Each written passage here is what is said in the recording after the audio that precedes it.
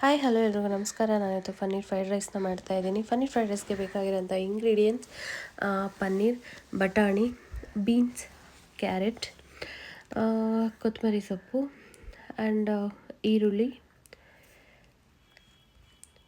Soya sauce, tomato ketchup and vinegar ಮತ್ತು pepper powder ಮತ್ತು ಆಯಿಲ್ನ ತೊಗೊಬೇಕು ಮತ್ತು ಉಪ್ಪು.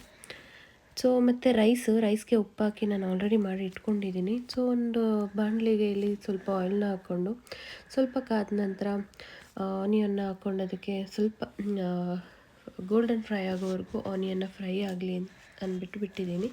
ಸೊ ಇಲ್ಲಿ ನಾನು ಪನ್ನೀರ್ ಕ್ಯೂಬ್ಸ್ನ ತೊಗೊಂಡು ಒಂದು ಬಾಣಲೆಗೆ ಸ್ವಲ್ಪ ಎಣ್ಣೆನ ಹಾಕ್ಕೊಂಡು ಸ್ವಲ್ಪ ಫ್ರೈ ಮಾಡೋಣ ಅಂತ ಫ್ರೈ ಮಾಡ್ತಾ ಇದ್ದೀನಿ.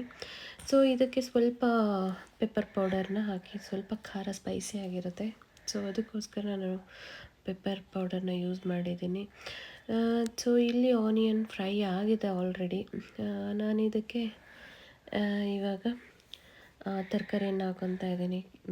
ಕ್ಯಾರೆಟು, ಬೀನ್ಸು, ಬಟಾಣಿ ಎಲ್ಲ ಹಾಕ್ಕೊಂಡು ನೀಟಾಗಿ ಒಂದು 5 to 6 ಮಿನಿಟ್ ಚೆನ್ನಾಗಿ ಫ್ರೈ ಆಗಬೇಕಿದು. ಯಾಕಂದರೆ ಇದನ್ನು ಆಯಿಲಲ್ಲೇ ಬಾಡಿಸ್ಬೇಕು, ಬಿಕಾಸ್ ಅವಾಗ ತಿನ್ನೋಕ್ಕೆ ಚೆನ್ನಾಗಿರುತ್ತೆ. ಹಸಿ ವಾಸನೆ ಎಲ್ಲ ಹೋಗಬೇಕು.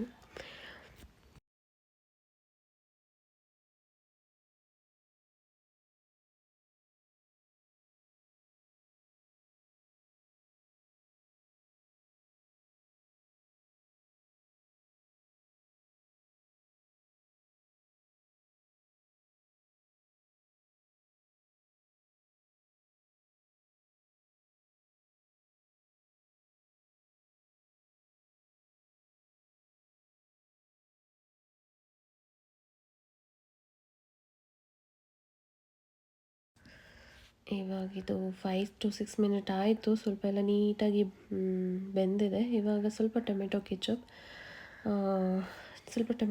ಕೆಚಪ್ನ ಜಾಸ್ತಿ ಹಾಕ್ಕೊಂಡ್ರೆ ಹುಳಿ ಬರುತ್ತೆ. ಸೊ ಹದವಾಗಿ ಹಾಕ್ಕೊಳ್ಳಿ. ಇಲ್ಲಿ ವೆನಿಗರ್ ಮತ್ತು ಸೋಯಾ ಸಾಸ್ನ ಹಾಕಿ ಮತ್ತು ಇದಕ್ಕೆ ರೈಸ್ನ ಆ್ಯಡ್ ಮಾಡಿದ್ದೀನಿ ನಾನು. ರೈಸ್ನ ಆ್ಯಡ್ ಮಾಡಾದಮೇಲೆ ಒಂದು ಒಳ್ಳೆ ಮಿಕ್ಸ್ ಕೊಡಿ.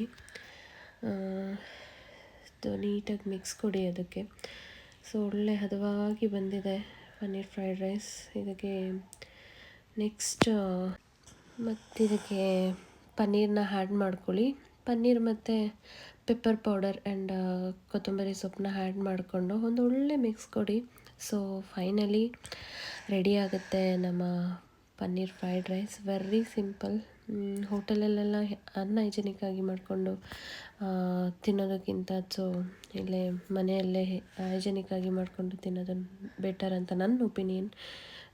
ಸೊ ತುಂಬ ಟೇಸ್ಟಿಯಾಗಿತ್ತು ಮಾತ್ರ.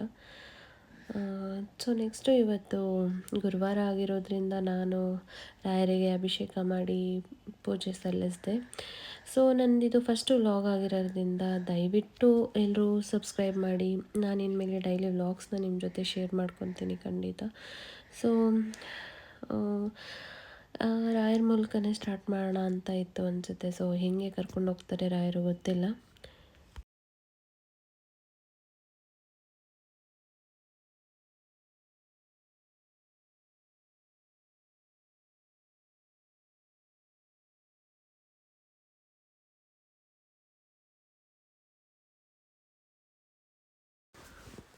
ಇಷ್ಟ ಇವತ್ತಿನ ವ್ಲಾಗ್. ಎಲ್ಲರೂ ಸಪೋರ್ಟ್ ಮಾಡಿ, ಸಬ್ಸ್ಕ್ರೈಬ್ ಆಗಿ. Thank you. ಬಾಯ್.